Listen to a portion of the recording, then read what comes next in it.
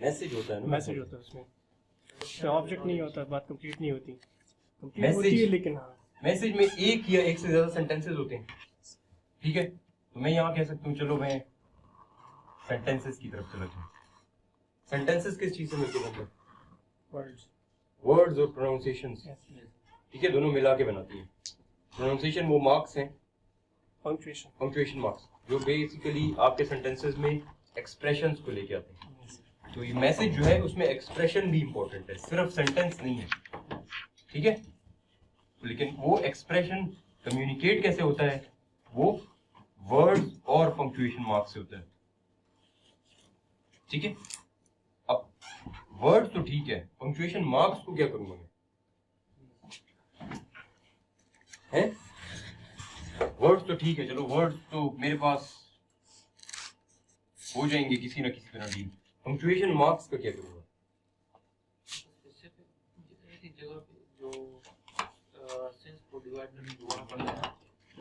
Words आगे किस चीज से मिलके बनते हैं? हाँ, अल्फाबेट्स कितने हैं?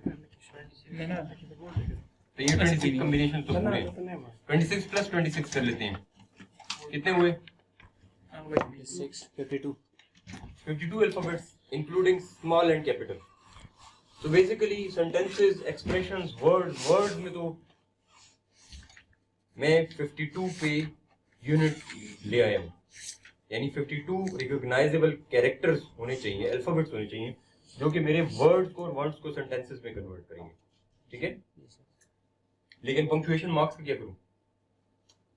ये एक और लिस्ट है जिसमें कुछ comma, dot, full stop, sign of interrogation मैंने लिख दिया ऑलरेडी। और क्या चीज होती है? सेमीकोलन, कॉलन, एक्सक्लेमेटरी साइन है ना, इंटरोगेशन साइन भी है, और वही ये सारे होते हैं, फ्लैश, परसेंटेज, ये सारी चीजें उसमें पंक्चुएशन मार्क्स में आ जाती है। कुछ मैथमेटिकल है, कुछ एक्सप्रेशनल है, सही है, लेस देन, ग्रेटर देन, सब कुछ आ जाता है। अब ये बहुत सारे हैं, और आपकी लैंग्वेज में एक्सप्रेशन कितना इंपॉर्टेंट है?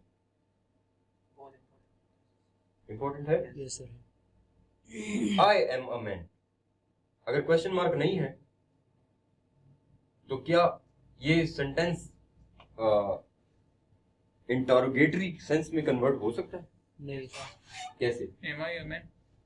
सीक्वेंस भी चेंज हो गया ना, सीक्वेंस चेंज हो गया, फिर तो होता है सर, लेकिन अगर साइन ऑफ इंटरोगेशन नहीं है, Yes, sir. क्वेश्चन मार्क नहीं है, तो भी चेंज हो सकता है ना। Yes sir. यानी कुछ लैंग्वेज के रूल्स हैं। मैं इंग्लिश की स्पेसिफिकली बात इस वजह से कर रहा हूँ क्योंकि कभी कभी लैंग्वेज का स्टाइल चेंज हो जाता है एक्सप्रेशंस को बोलने के लिए, ठीक है। Let's suppose am I a man, let's suppose एक और मैं एग्जांपल देता हूँ, yesterday was a bad day, ठीक है। अब इसको मैं इस तरह से, was yesterday a bad day, तो अब वो was शुरू में आने की वजह से अब क्वेश्चन मार्क हो ना हो, वो हम वो रूल्स को फॉलो करने के लिए क्वेश्चन मार्क लगा रहे हैं, ठीक है। ये एक और एग्जांपल हुई। बहुत सारी ऐसी एग्जांपल्स हो सकती हैं जिसमें सीक्वेंस ऑफ वर्ड जो है ये चीजें चेंज कर देता है। अगर मैं इस सीक्वेंस को, अगर मैं इस मैसेज को इंटरप्रेट करना चाहूँ, यानी be designing a network, a system that recognizes your natural language, means that sequence कहीं ना कहीं important है, because I told you that yesterday was a good day, ठीक है। और इसमें मैंने कोई एक्सक्लेमेशन पंक्चुएशन मार्क्स नहीं लगाए, was yesterday a good day, इन दोनों में डिफरेंस है। दूसरा बंदा सामने समझ लेगा ये क्वेश्चन है और ये कमेंट है, सही है। ये क्वेश्चन, ये कमेंट जो है ये मैं इंफॉर्मेशन के लिए दे रहा हूं, लेकिन क्वेश्चन में इंफॉर्मेशन बढ़ाने के लिए पूछ रहा हूं, ठीक है। अब जब मेरे पास कमेंट और क्वेश्चन में लफ्जों की सीक्वेंस की वजह से चेंज आ रहा है तो मैं उन सीक्वेंस को मेंटेन करूंगा ना, ठीक है।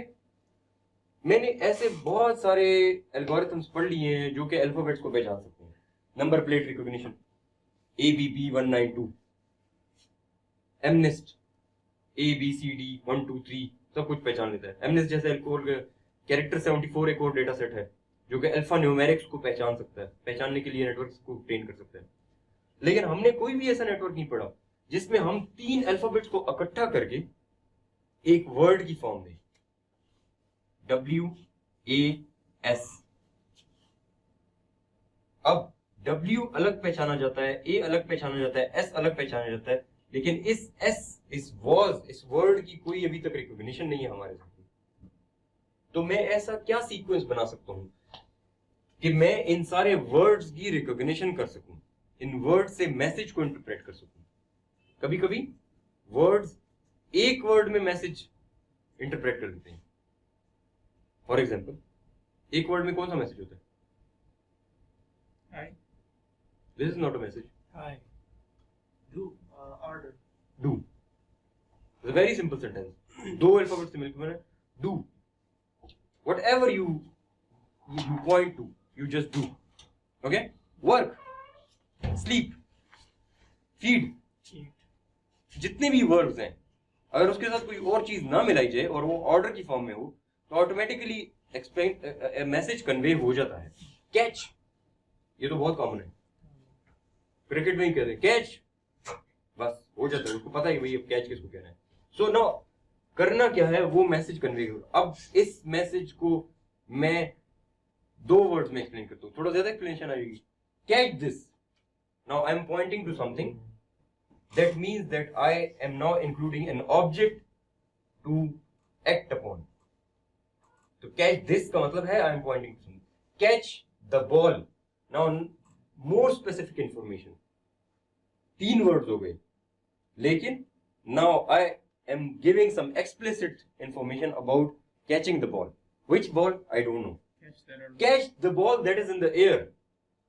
6 words, more explicit information, more detailed information. सारी की सारी चीजें उसमें सम हो गई हैं। अब जितने ज्यादा वर्ड्स सीक्वेंस में लगे होंगे इतना बड़ा मैसेज होगा, इतना डिटेल्ड मैसेज होगा। ठीक है? मसला क्या है?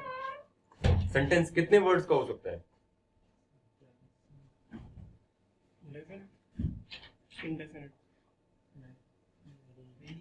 मीनिंगफुल सेंटेंस कितने वर्ड्स का हो सकता है आपके ख्याल से? 50 वर्ड्स का हो सकता है?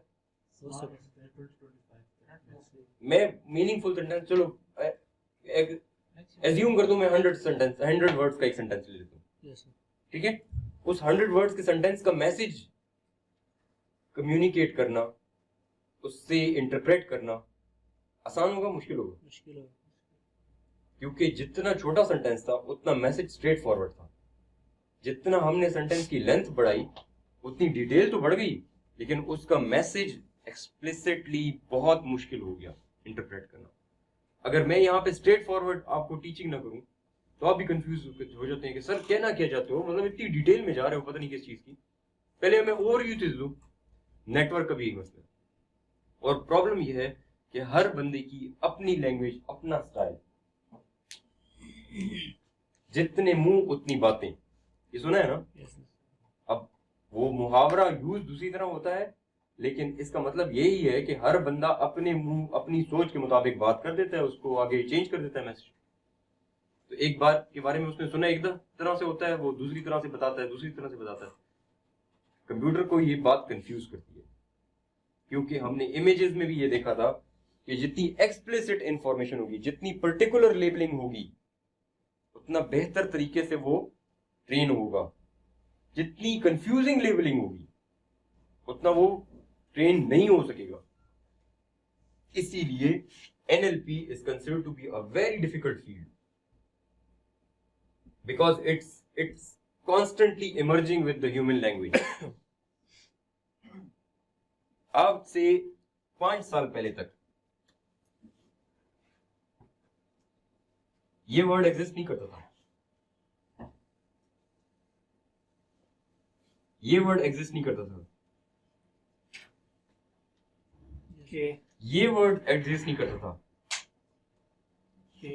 ये वर्ड फिर भी एग्जिस्ट करता था, लेकिन इसका मैसेज ये नहीं था। This was just an alphabet. सही है?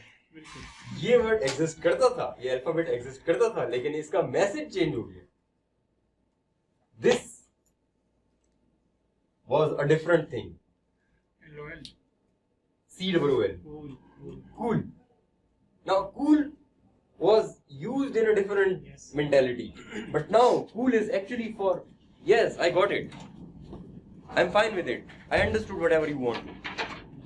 ठीक है? Now the language is actually evolving, और उस evolution की वजह से हमारे AI के लिए बहुत बड़े बड़े challenges हैं. इसलिए मैं आपको कहता हूँ, जब भी आप अगर कोई भी NLP का प्रोजेक्ट उठाओगे ना फ्यूचर में, पहले उससे स्पेसिफिकली पूछ लेना, अच्छा सर करवाना क्या है. NLP के बहुत मुश्किल प्रोजेक्ट्स हैं, मैंने अभी तक थोड़े से किए, लेकिन उन थोड़े से ने मुझे बहुत चैलेंजिंग टाइम दिया. ठीक है? अब क्यों? क्योंकि मैंने हायरार्की बता दी है. Language, message is embedded in through sentences made up of words are made up of alphabets, punctuation marks. So those if we dig down to whatever we want, हमने अभी तक के जो नेटवर्क्स पढ़े वो इन चीजों पे काम कर सकते हैं. सेंटेंस के सीक्वेंस को भी इधर उधर करना बहुत मुश्किल हो जाता है. ठीक है? Yesterday was a good day is one of the sentence, but with same words, if I just replace these two words and change their sequence, was yesterday a good day has now a different message. This one is asking about and this one is giving you some comment. ठीक है? Was, WAS को अलग अलग, ये मैं repeat कर रहा हूँ सिर्फ लेक्चर को. W को मैं पहचानता हूँ, A को मैं पहचानता हूँ, S को मैं पहचानता हूँ, लेकिन इन तीनों को मैं इकट्ठा करके इसका मतलब नहीं पहचानता. इसके बाद लैंग्वेज एवॉल्व हो रही है. Better was not spelled like this before. Cool had a different meaning. Anyways is now a new word with a new spelling. By the way, BDW. Between के लिए भी यूज होता है BTW. Yeah, between Small. B/W. वो B/W भी है. ये भी है. ठीक है? अब हाँ ये भी है. ये भी सही है. तो अब ये चीज AI को समझाने के लिए मैंने क्या कहा था? इस सेंटेंस को मैं लेबल कहता हूं कमेंट. इस सेंटेंस को मैं लेबल करता हूं क्वेश्चन. इसका मतलब है कि इसका लेबल क्या है? वहीं पे आ जाते हैं ना. ठीक है? 500 क्वेश्चंस हैं, 500 कमेंट्स हैं, सेम वर्ड्स के. जिसका क्वेश्चन है उसका was मैंने उठा के पहले लगा दिया है, what मैंने उठा के पहले लगा दिया, is मैंने उठा के पहले लगा दिया, are पहले लगा दिया. अब अगर मैं ये दोनों सेट्स क्वेश्चंस वाले और कमेंट्स वाले किसी भी तरह अपने AI मॉडल को फीड कर दूं, क्या वो समझ जाएगा? उससे क्या चीज सीखी होगी? सीक्वेंस कि जो आपका फर्स्ट वर्ड होगा, अगर वो इंटेरोगेटरी हुआ, वो was, were, is, am में कोई एक हुआ, तो इसका मतलब है कि ये क्वेश्चन होगा, ये लेवल 1 होगा. अदरवाइज जो भी कुछ होगा लेवल 0 होगा. समझ आ रही है? डिजाइन कर सकता हूँ ना मैं सिस्टम. अब मसला दूसरा ये है कि ये दोनों सेंटेंसेस मैं इनपुट कैसे करूंगा अपने सिस्टम को. मैंने तो यही देखा है कि भाई AI मॉडल के कुछ इनपुट्स होते हैं और वो आपको 1-0 लेबल दे देता है. 0 का मतलब यहाँ पे कमेंट है और 1 का मतलब यहाँ पे क्वेश्चन है, और मैं बाकी कुछ भी नहीं जा रहा. ये पॉजिटिव है, नेगेटिव है, क्या नहीं है.